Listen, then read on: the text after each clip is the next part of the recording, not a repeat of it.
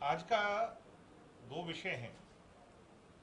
एक विषय तो ये है कि कल मैं दीपेंद्र हुड्डा की प्रेस कॉन्फ्रेंस को देख रहा था और मुझे बहुत हैरानी हुई कि अन्य संगठनों के कुछ लोगों ने कांग्रेस पार्टी को ज्वाइन किया और उसे इतना बड़ा दिखाया गया, इतना शोकेस किया गया। मुझे हैरानी होती है और अचंभा इस बात का होता है कि कई कई बार मेंबर ऑफ पार्लियामेंट रहने के बाद और हाल फिलहाल में राज्यसभा के एमपी हैं, वो झूठ को किस तरह से प्रोजेक्ट कर करके दिखाते हैं, कितना बड़ा दिखाते हैं। ये कांग्रेस, राहुल गांधी और उनकी टीम, दीपेंद्र हुड्डा जैसे लोगों की एक बड़ी हकीकत रही है। कल एक साथी है, उसका नाम लिया गया, हमारा साथी नहीं है वो संगठन का, और एक नौजवान है जिसका नाम लिया गया कि वो इनसो से कांग्रेस पार्टी में गया है। 2003 से लेकर के आज 2022 का सितंबर चल रहा है। मैंने कल से लेकर आज तक सारा डाटा, सारे रिकॉर्ड चेक करवाए। मैं बड़े विश्वास से कह रहा हूं कि जिसका नाम लिया जा रहा है कि वो इनसो के सदस्य रहे, वो इनसो में कभी थे ही नहीं और ना ही हमारे किसी संगठन से वो जुड़े। जिनका नाम लिया गया, मैं अगर उनका नाम बताऊं, रमेश साई एडवोकेट, इसमें लिखा जाता है, कांग्रेस का ऑफिशियल वो है जो क्या कहते हैं, प्रेस नोट है। रमेश साई एडवोकेट, पूर्व प्रदेश अध्यक्ष, लीगल सेल, अखिल भारतीय आदर्श जाट महासभा एवं अध्यक्ष इनसो। पूरी लिस्ट में अब दीपेंद्र हुड्डा जी को ये दिखाना था कि जेजेपी का भी हमको तोड़ के लाए हैं, जो कि उनके लिए बड़ा असंभव है। और इनसो का सिपाही तोड़ना, तो ये तो चर्चा है पूरे हरियाणा में कि इनसो के नौजवान को तोड़ना तो इम्पॉसिबल के नजदीक है। इसलिए एक लंबी चौड़ी गाथा बना करके और उसके पीछे अध्यक्ष इनसो लिखा गया। मैं चैलेंज करता हूं आपके कैमरे के मार्फिक कि बताएं दीपेंद्र हुड्डा कल वो कितना बड़ा झूठ पब्लिक प्लेटफॉर्म पर मीडिया के सामने बोल रहे थे। इस बात का जवाब दें, नहीं तो इसके लिए क्षमा प्रार्थी हूं कि उन्होंने गलत जानकारी मीडिया के सामने रखी। मुझे तो हैरानी यह भी है कि वो अन्य संगठन के जो साथी थे, अन्य संगठन के लोगों को भी ये चेक करवाना चाहिए कि कहीं ऐसा ही तो नहीं जो उन्होंने इनसो के एक साथी के बारे में कहा, जो कोई इनसो का कभी साथी नहीं था, हमारा कभी अध्यक्ष नहीं था, और 3 बार उनके मुंह से मैंने सुना इनसो इनसो इनसो। इसका मतलब ये स्पष्ट है कि इनसो का कितना बड़ा फोबिया दीपेंद्र हुड्डा के मन में है। मैं बड़े विश्वास से कह सकता हूं दीपेंद्र जी, आप इनसो के एक भी साथी को, क्योंकि वो साथी संगठनात्मक तौर से ज्यादा पारिवारिक तौर पर इस परिवार से, इस इनसो से जुड़ा है, उसको कभी तोड़ नहीं सकते। इनसो का साथी इनसो का रहेगा। और जिस दिन मेरा चैलेंज स्वीकारेंगे और जहां की यूनिट कहेंगे, मैं उनकी एनएसयूआई के यूनिट के उतने ही आदमी अपने संगठन में शामिल करके दिखवाऊंगा। तो इस बात का जवाब दीपेंद्र हुड्डा दें, हमें बताएं कि उन्होंने कल झूठ क्यों बोला। नंबर 2, पंजाब विश्वविद्यालय के चुनाव निकट भविष्य में अनाउंस हो जाएंगे। हम पूरी तरह उन चुनावों के लिए तैयार हैं। समय समय पर मीटिंग्स जारी हैं, आज भी उनकी मीटिंग्स का दौर जारी था। मुझे विश्वास है कि इस बार इतिहास हम रचाने में कामयाब रहेंगे। अध्यक्ष के पद पर आज तक हमने कभी चुनाव नहीं लड़ा था। इस बार हमारी तैयारी और जितनी मेहनत साथियों ने की है, मैं बड़े विश्वास से कह सकता हूं कि अध्यक्ष के पद पर न केवल हम लड़ेंगे, अपने दम पर लड़ेंगे और इस बार जीत हमारी होगी।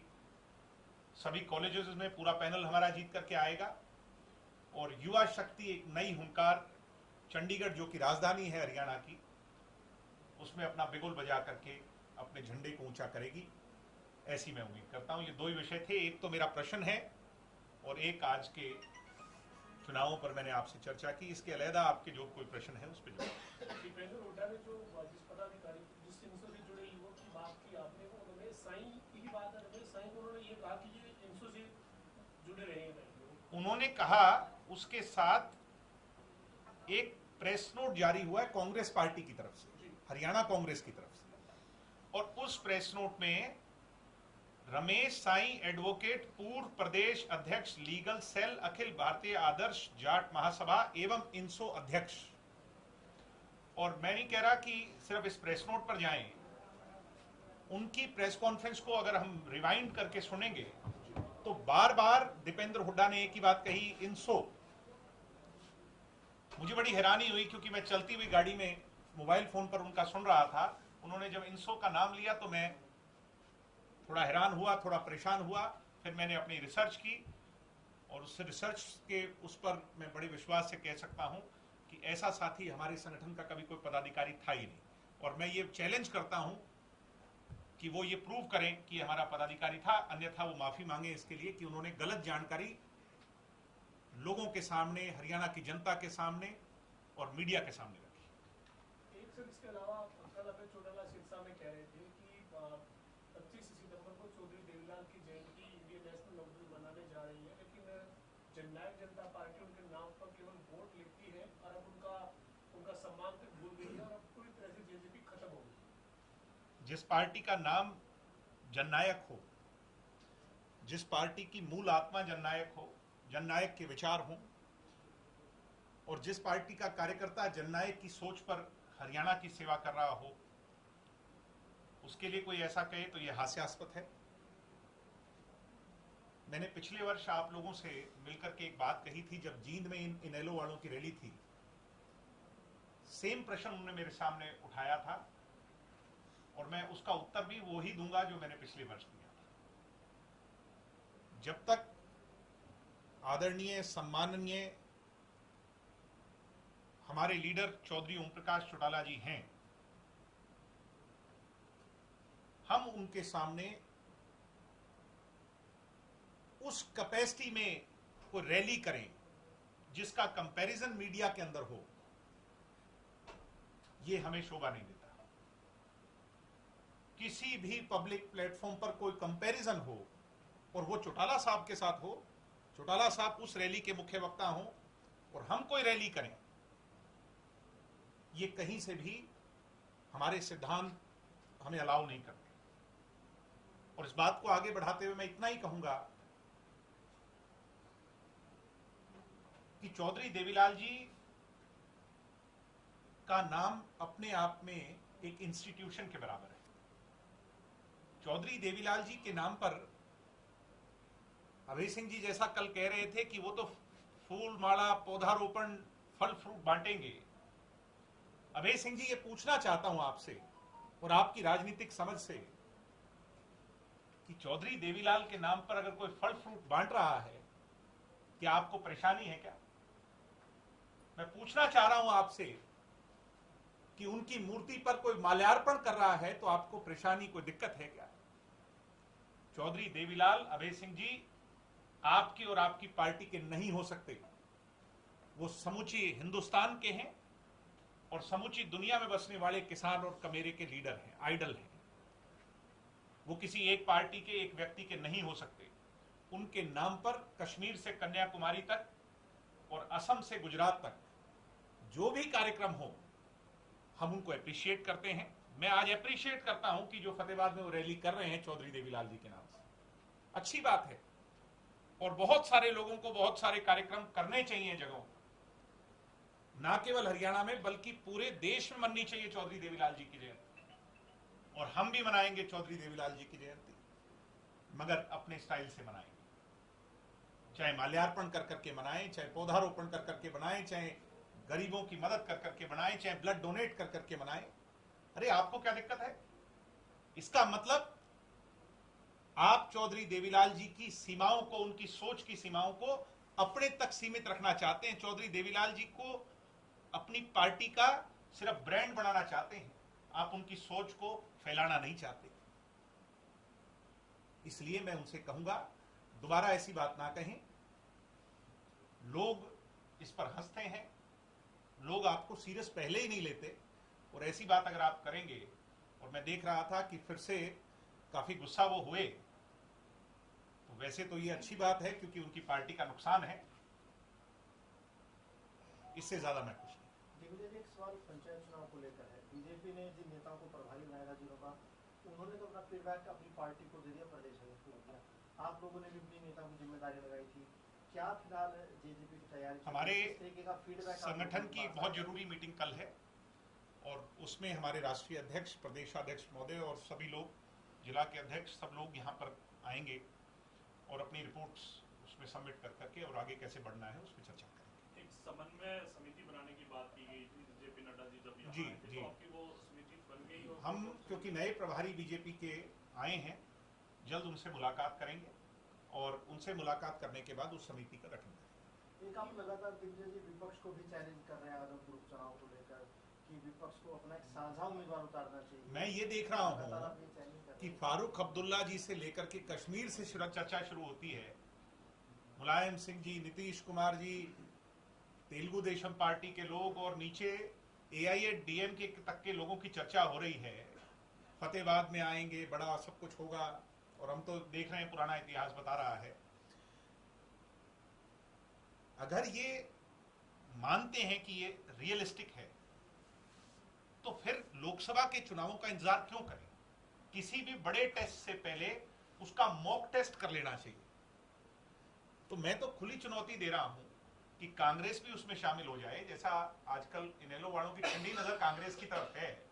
जो चौटाला साहब के गुनेगार हैं, अजय सिंह जी के गुनेगार हैं, उनको आजकल बड़ा प्यार करते हैं इनेलो वाले, तो उसमें उनको भी शामिल कर लें, आम आदमी को भी शामिल कर लें और ये कश्मीर से शुरू हो जाए, जितनी पार्टियां हैं सब मिलकर के एक कैंडिडेट आदमपुर में उतार लें, तो दूध का दूध और पानी का पानी हो जाएगा। हमारा गठबंधन जीतेगा या वो जीतेंगे ये लोग तय कर लेंगे। अगर वो आदमपुर नहीं जीत सकते तो वो देश क्या जीतेंगे और बड़ी क्रांति कैसे आएगी, ये अपने आप में एक सोचने की बात हो जाएगी।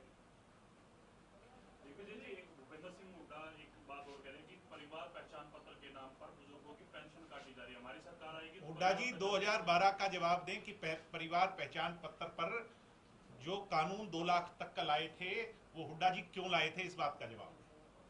जो कानून वो लाए थे, हम उसकी सीमा बढ़वाएंगे, 2 लाख नहीं, उसकी सीमा 5 लाख, 7 लाख, 10 लाख होनी चाहिए। हम उसके लिए काम कर रहे हैं और जल्द सरकार उस पर फैसला लेगी। लेकिन सर इसके बावजूद आप देख नहीं रहे जगह जगह पर बुजुर्गों की पेंशन काटी जा रही है। 102 साल का एक बुजुर्ग जिस तरीके से नरेंद्र जैन DC ऑफिस लेके पहुंचे। मैंने कहा जिस बुजुर्ग की भी पेंशन कटी है उसको सम्मान के साथ, जितनी कटी है वो भी और ब्याज समेत उसको मिलेगी। हम पेंशन नहीं कटने देंगे, हम प्रतिबद्ध हैं। एक पिछले दिनों चर्चा चली सर कि एक बार फिर से इनेलो जेजेपी के लिए होने जब भी इनेलो कोई रैली करती है तो इस तरह का शगुफा छोड़ देती है, और शगुफा छोड़ने के बाद, क्योंकि मैं एक बात और मानता हूं कि पोलाइटनेस होनी चाहिए राजनीति में, और हम पोलाइट लोग हैं, मगर उसके बाद जब इस तरह के बयान उनके आते हैं जो कल परसों में आया है, ये सबको चौंका देता है, हैरान कर देता है और अभय सिंह जी का असली रूप सामने आ जाता है। इसी वजह से वो पार्टी आज गर्त में है। चौटाला साहब को आज भी हम लीडर मानते हैं, मगर उस पार्टी का असली लीडर जो है उसकी वजह से वो पार्टी गर्त में है।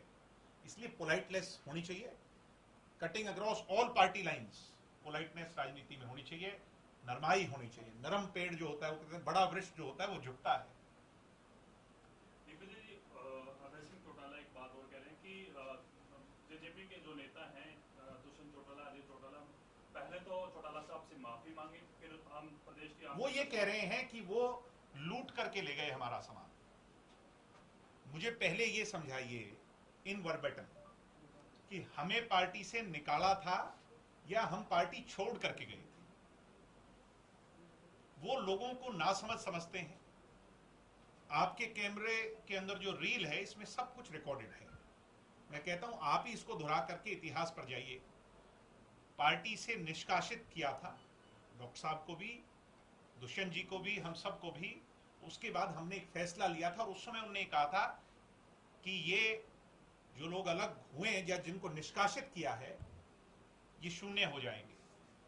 हम शून्य से शुरू हुए थे जींद में और 19% वोट तक गए, वो 27-28% वोट से 1% वोट पर आए। तो उस बात की टीस अभय सिंह जी को है, और जब कभी भी वो सोते हैं जागते हैं उन्हें दुष्यंत ही नजर आते हैं। इसके सिवाय कोई दूसरी बात है।